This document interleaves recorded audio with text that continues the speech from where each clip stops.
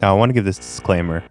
My day 3 on the Tonverk was about a week ago, a week prior to posting this video. Since this day, I saw that the bug fix came out, or at least an update that includes a lot of bug fixes. I've yet to install that, but I'll be installing it and checking it out on my 4th day reviewing the Tonverk. Um, all in all, I'm really on the fence with this thing. Um, as a sampler, it's quite disappointing. As an effects box, it's impressive. As a sequencer, it's impressive. So I'm just torn with replacing my samplers with this. But yeah, it sounds good. I'm just at a loss with the lack of ability in All here. right, I definitely don't claim to be a master of this device, but in an earlier video, I tried it out with wavetables, and I was very frustrated to see that, Electron doesn't have a modulation matrix. LFOs are single use. I mean, as far as like common synth design, the abilities are crazy limited if you're just doing standard, subtractive synthesis. But some of the comments talked about that there's certain other parts that can be assigned to multiple parameters. And so I dug into it, and sure enough, it does exactly what I wanted to do. So, I mean, not really a need for Electron to release a machine, a wavetable machine, even though I'm sure they will, because it's just so easy to be there. And I'm sure the wavetable machine will allow you to do envelopes and such like that to routed to scanning the wavetable. But here's what I came up with. Basically, what you want to do is you want to go into a wavetable here. Just play this for you real quick.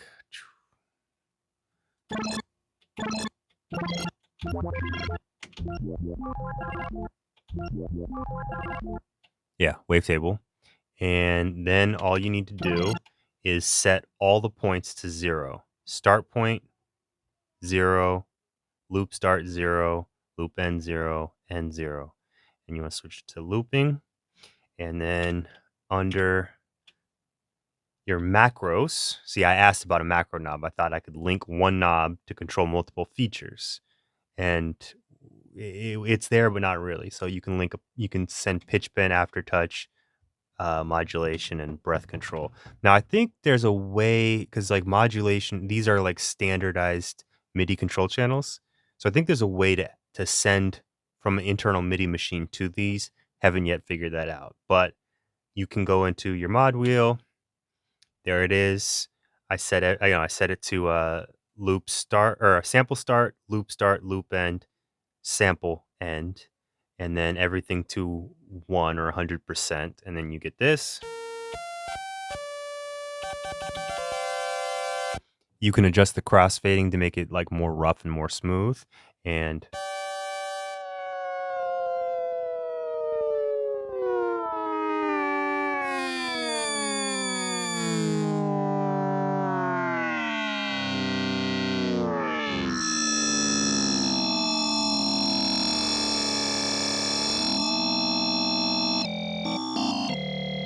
there's your scanning through the wavetable. A couple other things here.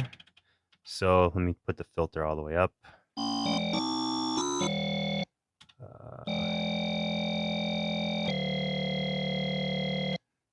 So here's your crossfade.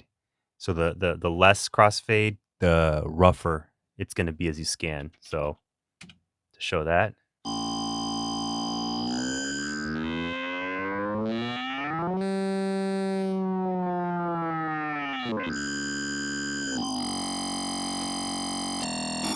And you can lower the depth on, I believe, either the loop start or the loop end, and it'll give you, because it'll send less of this value to that point, it'll open the window on your wavetable. So it would sound like this. So now you're looping a larger portion.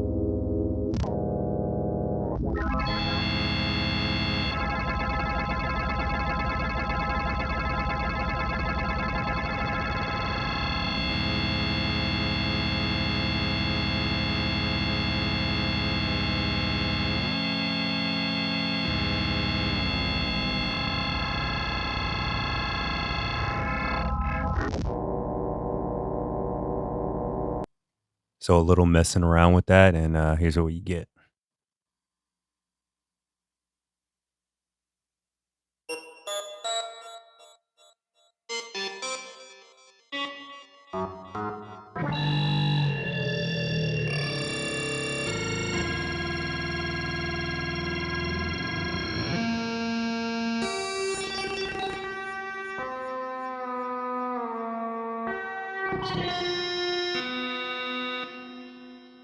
Quick note, I always wonder why. So, like, one of the things that always bothered me was the Korg Volca drum, or some of the newer Korg Volcas. They have an internal resolution of 256 steps, but only MIDI accessible 127. Obviously, because MIDI is 127. The thing that bothers me, and I think the Deluge did this too, is when they have their own scale. So like the Deluge, I think it would show 0 to 50. And I was like, really? Is there only 50 spots for this filter?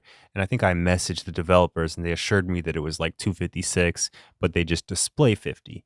They're clearly doing something like that here. So like one, technically you have 100 positions, right? 100 in the positive, 100 in the negative. But if I'm hitting a button, and I touch it without the value changing, you can hear it changing.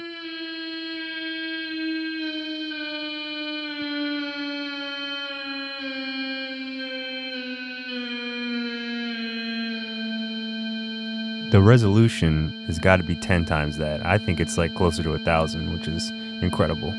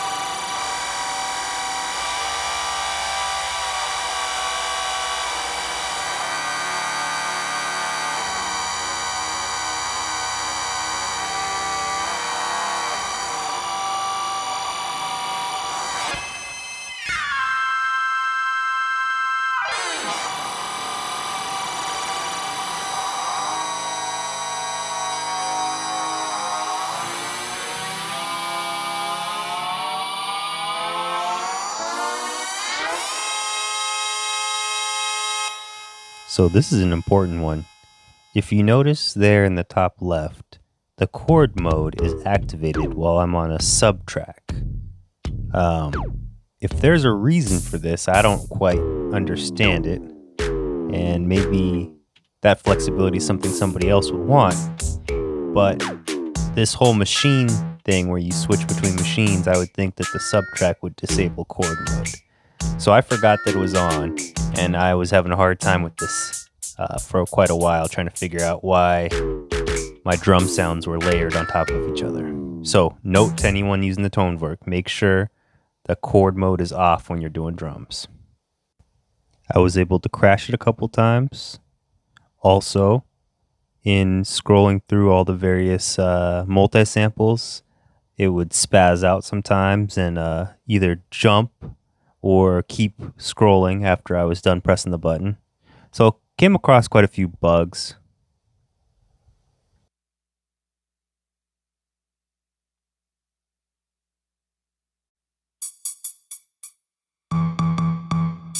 So yeah, here I got a SFZ multi-sample file to load, and it's a drum kit, and I was just showing off the fact that, that it can do more than it's leading on with the subtracks and such. As you can see here, I've got quite a few more than 8 samples, but they're not editable, so bear that in mind. If you're going to want to edit your samples, definitely use a subtrack, but if you're simply doing drums, this might work fine. Now, I couldn't figure out why some SFZ files would load and others wouldn't, so I don't know how to take them apart and look at the coding as to how they're set up, but some did work, some didn't, so do with that as you will. But this kind of brought me to my frustrating point. As I mentioned before, I started this channel trying to do a deep dive onto Roland Zenology, which in a nutshell is based off of the JV5080 sort of architecture, maybe even a previous version, but Roland has been doing the Rompler thing for quite a long time, and basically just allowing you to load your own samples in place of their PCMs, which is a PCM is essentially a multi-sample. That's basically the Zencore engine right there in a nutshell. I think the Zencore is terrible to work with. It's not user-friendly. It does not have good workflow. But when compared to this, it's very powerful. And this is where my hang-up was. Without being able to loop the sample points in the multi-sampler, this still requires a computer to create your SFC files and load them in to have true synthesis ability. But if we're using this as a synthesizer, well, you're essentially having one oscillator per voice, right? So in something like the Zencore, you have 4 partials per voice. So you can have 4 different essentially oscillators or sound layers to create a deeper sound. You can also modulate some of them against each other, such like that. This is far more basic when it comes to synthesis, which isn't necessarily a bad thing, but when you market it as a polyphonic sampler, you would think that it would give you the ability to do some sound design, and it's not there. This is not like a replacement for the Analog 4. This is definitely not much of a synthesizer.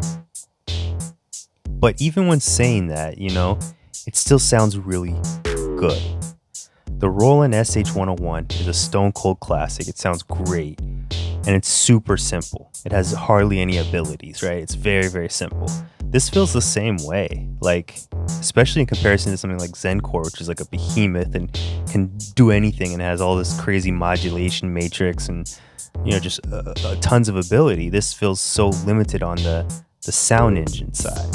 So as weird as that is, this polyphonic sampler isn't that good at core sound design. It's really good at effects and mangling, yeah, but do I really need polyphony for it? Do I really need to be polyphonic for that? Can I just do that on like a Digitech or something? Or, something without that? That's the question that's got me kind of unsure about this. Also, I like the machine concept when it comes to maybe FM synthesis, where you're taking complex ideas and you're narrowing it down into more accessible things and carving out the sweet spots. Makes sense. But on this machine, it doesn't make any sense. Being able to load a sound font that shows that I could have a drum kit spread across the keyboard, or have files that loop, and then not making it accessible within the device, and also selling me with this subtrack machine, which loses features from the other ones in order to have this ability to load, let's call it multi-timbrality, load 8 different samples. Yes, you can, but even it reduces the ability of looping it.